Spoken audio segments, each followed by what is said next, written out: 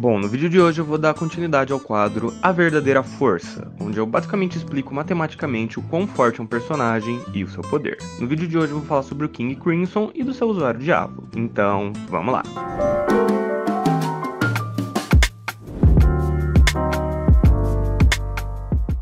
Primeiro, é claro, nós temos que falar sobre o usuário. Ele é uma pessoa com dupla personalidade. Você tem a personalidade dominante, que é o Diávolo, e a personalidade que ele usa para se esconder, que é o Dópio. Existe um debate bem grande sobre qual seria a personalidade original, mas isso não vem ao caso agora. O importante aqui é notar que quando ele entra na personalidade do Diávolo, ele se torna bem mais forte e maior. Quando ele tá na personalidade do Dópio, ele possui 1,70 e um corpo bem magro. Mas quando ele tá na personalidade do Diávolo, ele possui 1,91 e um corpo bem mais forte. O único feito que a gente viu ele fazer, que demonstra a força dele, foi levantar o peso de um cigano apenas com uma das mãos, e ele faz isso como se não fosse nada. A gente vê que o cigano é um pouco mais baixo que o Dópio, então eu vou assumir que ele tem 1,65, e o peso médio de uma pessoa com essa altura é mais ou menos 60 quilos. Então o Diávolo consegue levantar pelo menos 60 quilos sem esforço algum, usando apenas uma das mãos, o que coloca ele bem acima da média para uma pessoa normal.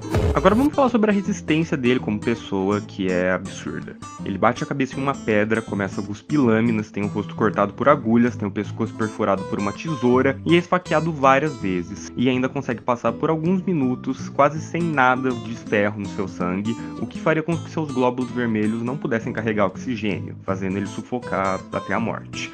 Então eu nem sei como que eu vou medir isso, então só vamos falar que ele tá bem acima das condições de um humano normal nesse quesito. Agora vamos falar sobre o seu stand.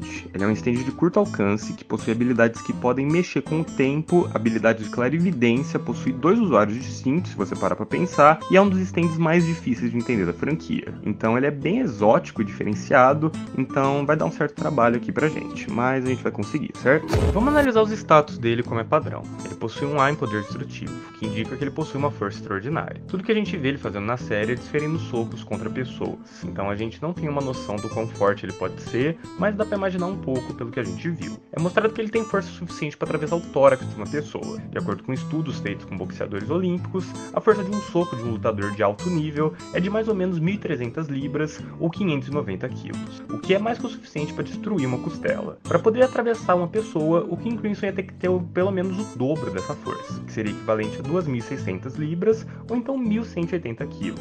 De novo, ele pode ser bem mais forte do que isso, mas é possível afirmar que o mínimo de força que um soco do King Crimson tem é 1.180 quilos.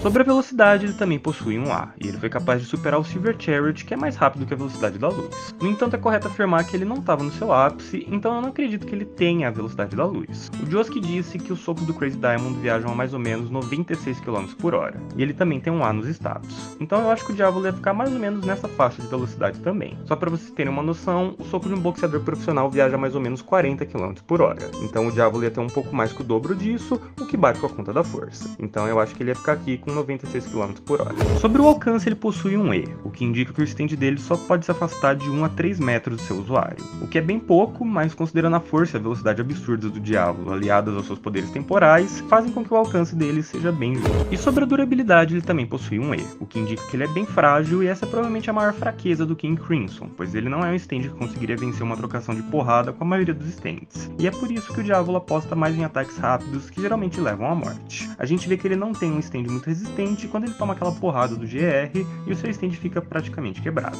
A precisão dele e o potencial de desenvolvimento são deixados como misteriosos, então a gente não tem como medir isso, certo? Agora vamos falar sobre os poderes dele. O primeiro é que ele pode apagar o tempo. Por 10 segundos, todas as pessoas não saberão o que aconteceu.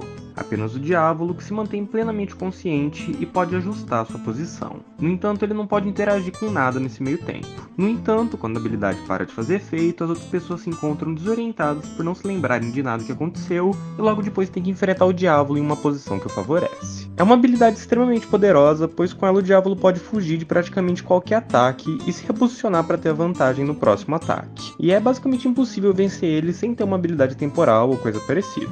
Se isso não fosse suficiente, ele ainda possui um substand que se chama Epitaph, concede a ele a habilidade de ver o futuro através da projeção de imagens que geralmente aparecem no cabelo do Diávolo ou do Dópio. As imagens não podem ser alteradas, mas permitem que o Diávolo possa reagir a qualquer coisa que possa acontecer com ele.